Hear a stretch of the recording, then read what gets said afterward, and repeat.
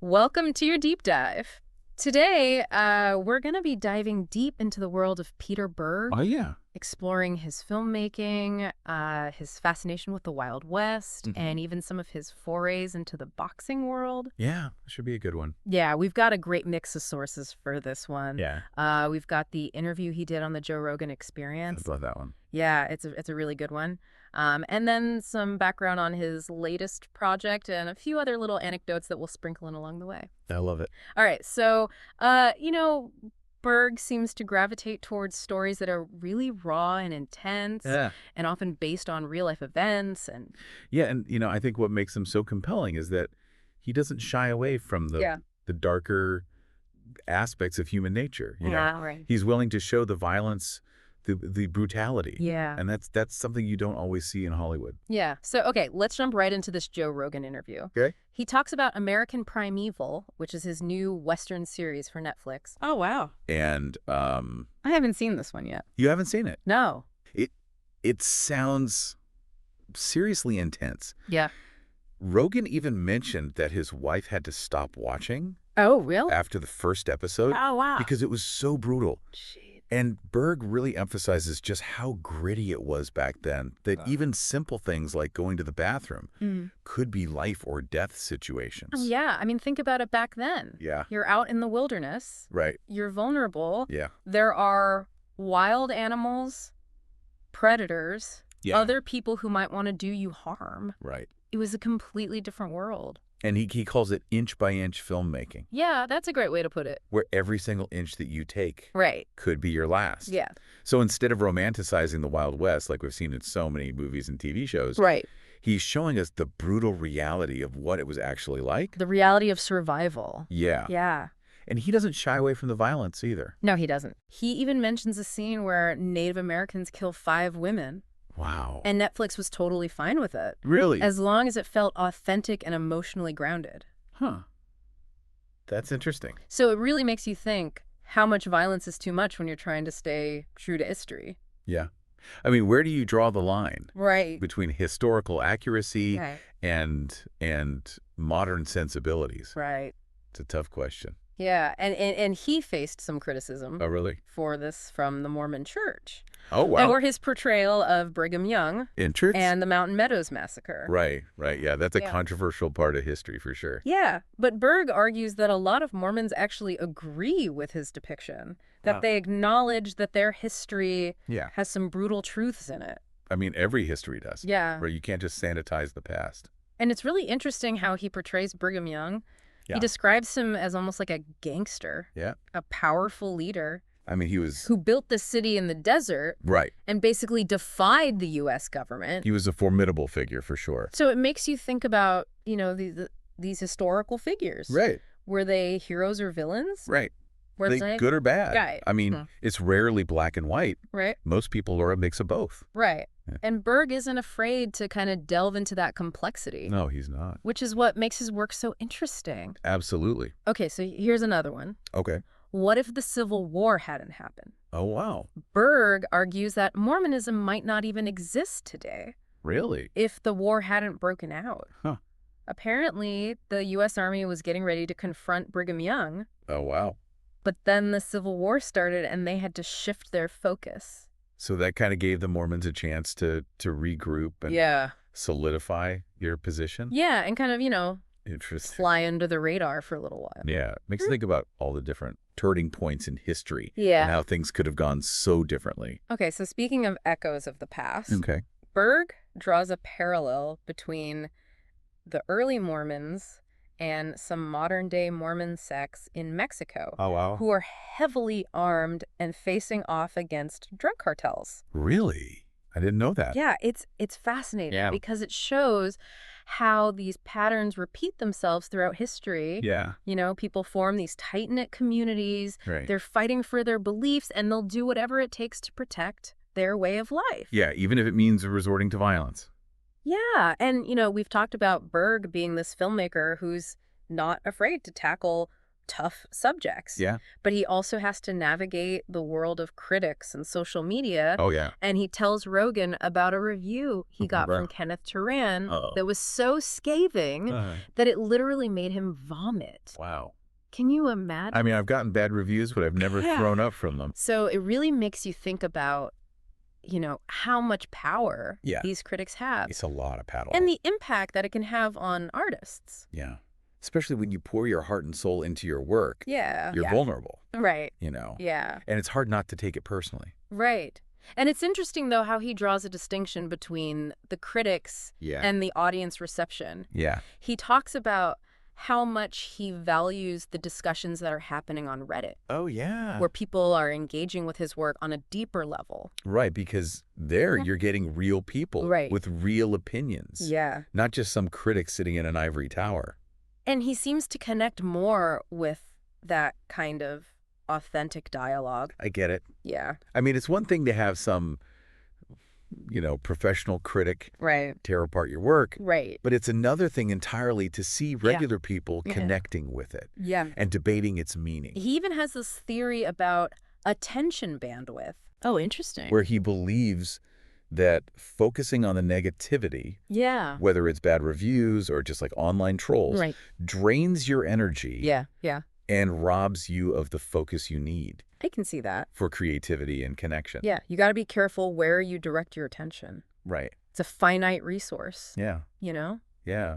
So it makes you think, are we so caught up in all that noise and the negativity that we're missing out on? The things that really fuel us. Yeah, it's like we're constantly bombarded with information and opinions, and it's easy to get sucked into that vortex of negativity. Right. And it's interesting because Berg talks about his process and how he kind of creates that space for himself. Yeah, he's got a pretty intense routine. Yeah. He wakes up at 4:45 every morning. No phone, no distractions, just writing for hours. Wow. And he even sets his alarm to a specific song based on the project he's working on. Oh, really? Yeah. It's like his way of getting into the right headspace. That's cool. Yeah. It's like a ritual. So he's really intentionally creating that space for that creative flow. Yeah. I mean, think about it. When you first wake up, your mind is like a blank slate. Right. It's quiet. It's calm. Yeah. And as soon as you start checking your phone or looking at the news, that stillness is gone. It's like you're inviting the chaos in. Exactly. Right. And it's hard to get back to that. Yeah, once you've lost it. Once you've lost it. Yeah. So it's really interesting how he's kind of protecting that mental energy. Yeah. He's guarding that creative space. Yeah. And it's clearly working for him. So, aside from filmmaking, Berg is also a huge boxing fan. Oh, yeah. He's talked about that a lot. He even owned a gym in L.A. at one point. Really? I didn't know that. Yeah, and get this. He sparred with Canelo Alvarez. No way. Yeah. That's insane. Can you imagine? I mean, Canelo is like one of the best pound-for-pound fighters in the world. Right. And Canelo only threw one punch. Oh, wow. And Berg said it was this perfectly placed jab. Oh. That locked his jaw and cracked his neck. Ouch. He said it was a real wake-up call. Yeah, I bet. Like the difference between someone who trains casually and a world champion. It's a whole different level. Yeah, it's not even a competition. Yeah. And he talks about how the boxing world needs someone like Dana White. Oh, interesting. He really admires Dana White's leadership. Yeah, he's definitely a strong leader. And he thinks that boxing needs that kind of, Yeah, someone to kind of shake things up. Yeah, shake things up, clean things up. Yeah, boxing has always been kind of a messy sport. Right. With all the different organizations and promoters. Yeah. It's hard to keep track of it all. All right, so here's another one. Okay. Berg almost had a UFC fight with Wesley Snipes. You're kidding? No, I'm serious. Wesley Snipes, the actor. Yeah. That's crazy. He trained for months, got in incredible shape, and was ready to strangle Snipes, as he put it. I would love to have seen that fight. Right. That would have been epic. So what happened? Yeah. Why didn't it happen? It fell apart over money. Of course. As these things often do. It always comes down to money. But it's still, it's a testament to his willingness to try new things. Absolutely. To step outside his comfort zone. He's not afraid of a challenge. Okay, so he's got another crazy story. Okay, I'm ready. His driver in Mexico offered to stage a professional fight. Wait, what? So that Berg could have a win on his record. You're kidding? I'm not making this up. That's Yeah, hilarious. I know, right? I mean, it's kind of sad, too, that Yes. people are willing to do that. Right, like the lengths that people will go to Yeah. for money and fame. It's crazy. So, we see these themes of intensity and high stakes in his Yeah. life, whether it's boxing or the Wild West or filmmaking. Mm-hmm. And he even talks about this idea of functional craziness. Oh, yeah, that's an interesting concept. That there's this certain level of obsession that separates the best from the rest. Like you have to be a little bit crazy. Yeah, roam it off. Yeah, to achieve greatness. To push those boundaries. Right. And he points to people like Dana White and Elon Musk. Yeah, those are good examples. Like these larger-than-life figures Yeah. who are constantly taking on these impossible challenges. And succeeding. Yeah. Against all odds. So it's like, what's the right amount of crazy? Yeah, that's the question. How do you harness that intensity Right. without letting it consume you? Yeah, you got to find that balance Right. between passion and discipline. Yeah, and I think Berg has found that balance. I think so, too. Like, he has that intensity, but he also has the self-awareness. Yeah. And he's committed to his craft. And he's not just doing it for the fame or the money. Right. He's doing it because he loves it. He's doing it for the art. Exactly. And you can see that in his work. Absolutely. So as we kind of start to wrap up this deep dive, Yeah. what are some of the key takeaways that are standing out to you? Well, I think one of the biggest things for me is this idea of authenticity. Yeah. That Berg is so committed to being true to himself and to his vision. Yeah, and that even means facing criticism. Yeah, he's not afraid to ruffle some feathers. Right. He's willing to stand up for what he believes in. Even if it makes people uncomfortable. Exactly. And I think that's something we can all learn from. Absolutely. To have the courage to be ourselves. Yeah, to not be afraid to express our own unique perspective. Even if it's not popular. Yeah, even if it goes against the grain. So what else is standing out to you? It's like he's got this unwavering commitment to being real. Yeah, to keeping it 100. And not just in his films, but like in his whole life. Right, like what you see is what you get. Yeah, he doesn't shy away from the tough stuff. Nope. And he's not afraid to, piss some people off. Remember how we talked about that scene in American Primeval? Oh, yeah. With the Native Americans? Yeah, that was heavy. Yeah, a lot of people were outraged. But he defended it. Yeah, he said it was important to show the reality of that time period. Right. Like that's how it was back then. Not to sugarcoat it. Exactly. And it makes you think about, his portrayal of Brigham Young. Oh, yeah. Like he's really challenging the traditional narrative. Yeah, he's not afraid to paint him as a flawed figure. Right, like he was this visionary leader, but he was also ruthless. Yeah. And he did some pretty messed up things. And he even drew a parallel between those early Mormons and the modern-day sects in Mexico. Oh, yeah, the ones who are armed up against the cartels. Yeah, it's crazy how history repeats itself. Yet we never learn. Yeah, and it makes you think about, our own lives and our own goals. Yeah. Like, what are we really passionate about? Who are we willing to fight for? Yeah, even when things get tough. Right. And are we willing to push past our comfort zones, like Berg does? Remember his writing routine? Oh, yeah. Waking up at the crack of dawn. No phones, no distractions.